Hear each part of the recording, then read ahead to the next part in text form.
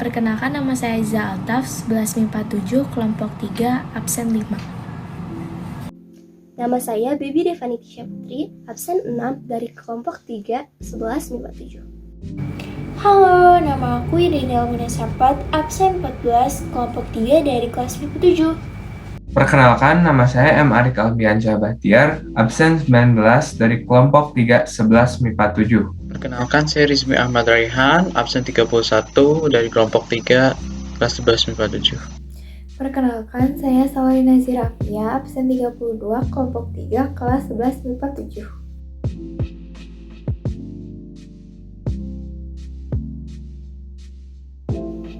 Syarat dan ketentuan atau terms of service adalah persetujuan hukum antara penyedia jasa dengan penggunanya atau antara penyedia jasa dengan calon pengguna jasa. Terms of service atau biasa disingkat TOS dapat disebut dengan istilah lain seperti terms of use atau yang disingkat menjadi TOU dan terms and conditions yang disingkat menjadi TNC. Biasanya TOS disetujui dengan menekan tombol I agree. Dengan menekan tombol I agree, maka calon pengguna jasa diasumsikan menyetujui TOS yang ditetapkan oleh perusahaan penyedia jasa dan layanan. Dan terkadang pada TOS tertentu, pengguna juga sekaligus menyetujui privacy policy. Kebijakan privasi atau privacy policy adalah pernyataan atau dokumen hukum yang mengungkapkan beberapa atau semua cara penyedia jasa mengumpulkan, menggunakan, mengungkapkan, mengelola data pelanggan atau klien. Informasi pribadi yang diminta biasanya berupa nama, informasi kontak, status perkawinan, tanggal kadaluarsa, riwayat kesehatan, dan lain-lain. TOS dan kebijakan privasi perlu diperhatikan dan dipahami oleh kedua pihak secara hati-hati dan seksama, supaya tidak terjadi hal-hal tidak mengenakan bagi salah satu pihak di masa yang akan mendatang. Meskipun terlihat sama, TOS berbeda dengan ULA. ULA atau End Users License Agreement adalah kontrak legal antara pengembang perangkat lunak dengan penggunanya atau antara pengembang perangkat lunak dengan vendor. ULA itu menjelaskan detail hak dan batasan yang berlaku dalam penggunaan software. Dikarenakan dengan memencet tombol I agree, pengguna diasumsikan telah membaca dan setuju dengan TOS dan kebijakan privasi yang ditetapkan oleh perusahaan penyedia jasa dan layanan, maka dengan ini TOS harus diperhatikan dengan baik. Nah, tapi kendati demikian, seringkali TOS itu tidak dibaca secara menyeluruh atau bahkan tidak dibaca sama sekali oleh pengguna awam karena alasan-alasan tertentu. Nah, oleh karena itu, dalam riset ini kita akan membahas tentang masalah-masalah berikut. Yang pertama itu, bagaimana pengguna membaca TOS. Yang kedua, apakah pengguna memahami bahwasannya itu TOS merupakan perjanjian hukum. Yang ketiga, apa saja kendala yang ditemui pengguna atau calon pengguna dalam membaca TOS. Dan yang keempat itu, mengapa pengguna tidak membaca TOS.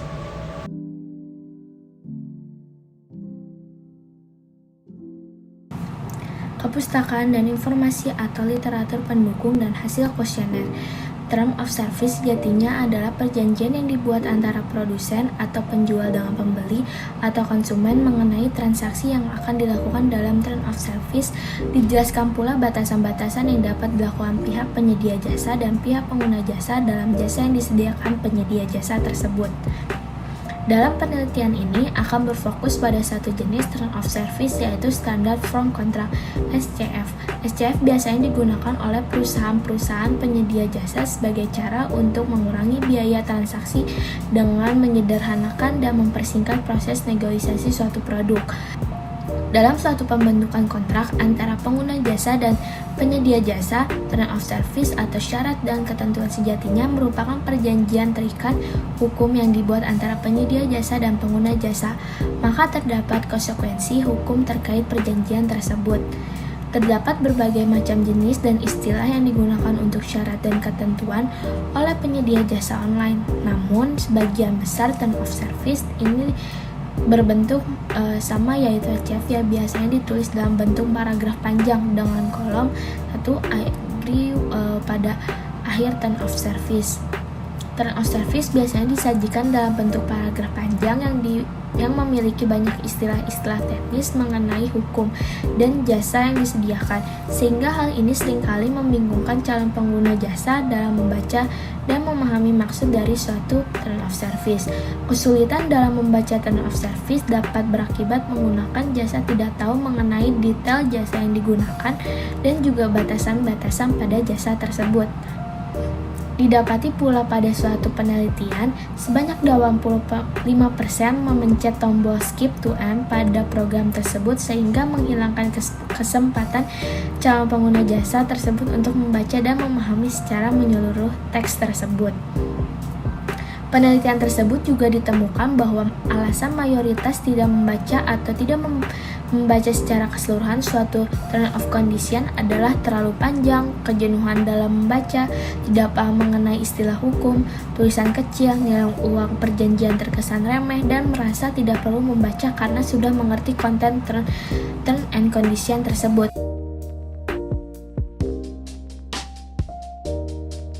Jadi dalam sebuah TOS, idealnya ada bagian dalam TOS tersebut yang menjelaskan di mana atau berdasarkan sistem hukum apa TOS tersebut diatur.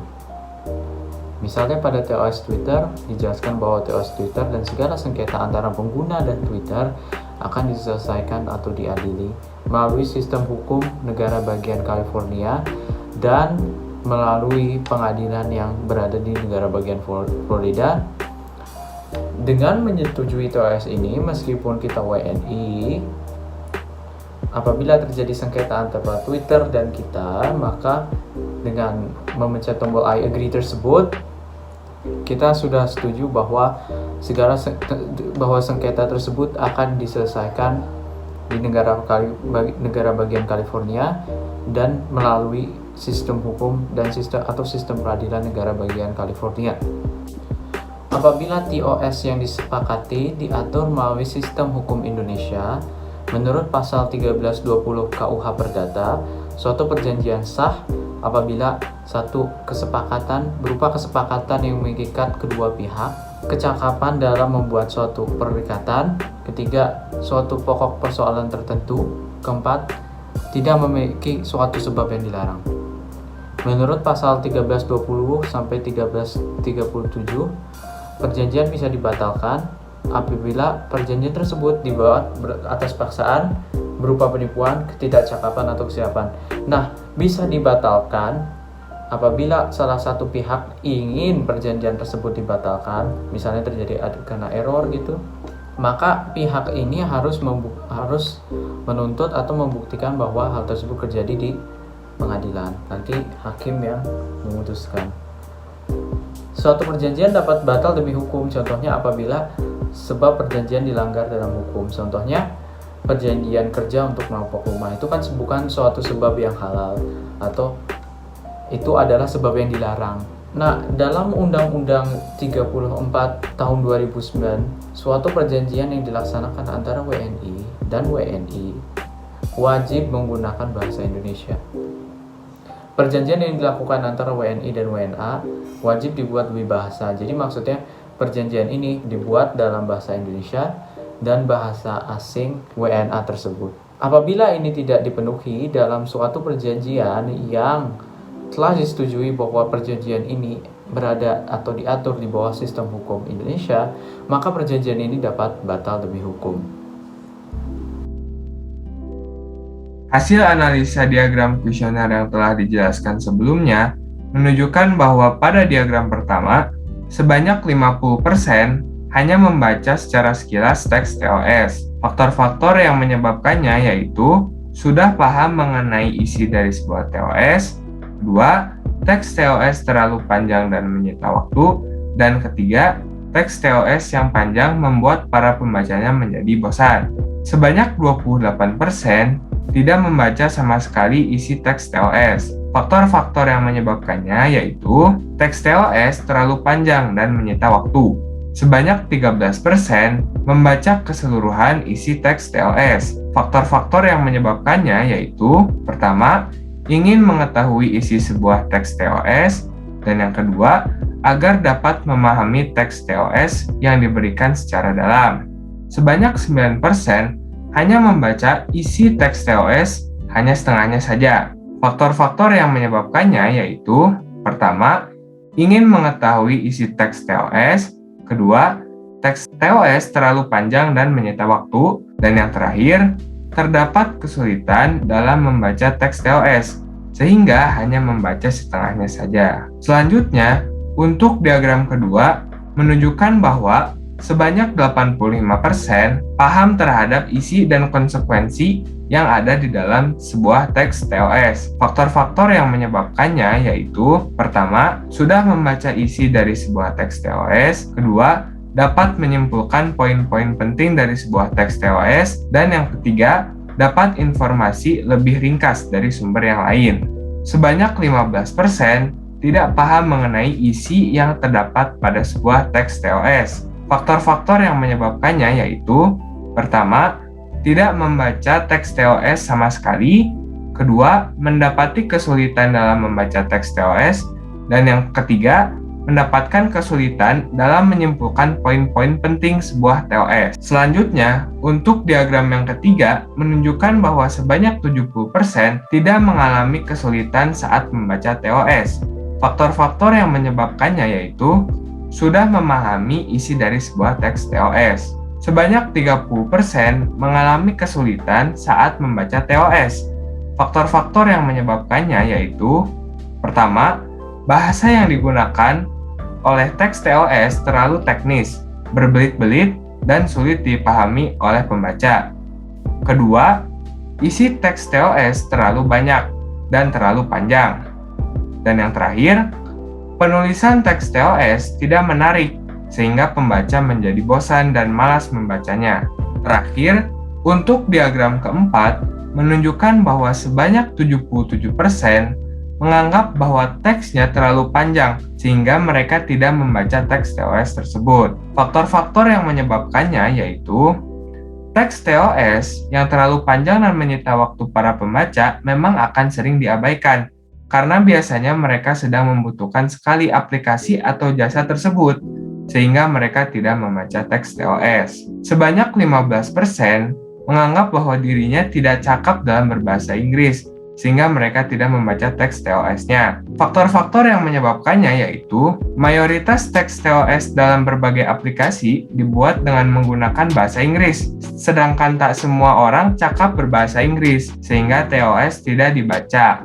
Sebanyak 8% menganggap bahwa dirinya sudah tahu terhadap isi dari sebuah teks TOS. Faktor-faktor yang menyebabkannya yaitu: sudah mendapatkan informasi yang lebih ringkas, jelas, dan padat mengenai teks TOS suatu aplikasi atau jasa, sehingga TOS tidak dibaca kembali. Dari kuesioner yang telah kami bagikan dan literatur, dapat disimpulkan bahwa 1. TOS terlalu panjang sehingga sulit dibaca oleh para pengguna. Yang kedua, mayoritas pengguna berumur 15-18 tahun menyadari bahwa TOS merupakan perjanjian mengikat berdasarkan hukum. Yang ketiga, teks TOS berbelit-belit, terlalu teknis, sehingga sulit dipahami oleh para pengguna.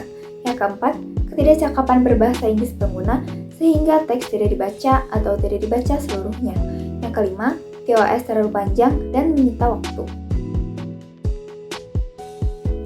Dari permasalahan-permasalahan yang telah disimpulkan, solusi yang kami sajikan sebagian besar berkaitan dengan bagaimana TOS harusnya disusun dan ditulis. 1. TOS harusnya disusun lebih pendek sehingga tidak menyita waktu. Yang kedua, TOS ditulis dengan bahasa yang tidak terlalu teknis sehingga tidak sulit dipahami oleh orang awam. Contohnya, tidak menggunakan terlalu banyak istilah-istilah hukum. Meringkas TOS dapat membantu masyarakat dalam memahami esensi teks tersebut. Contohnya, dapat diringkas menjadi: Tokopedia dilarang untuk digunakan untuk mengiklankan barang di situs selain Tokopedia. Peringkasan wajib dilakukan dengan tidak menghapus makna apapun dari teks tersebut.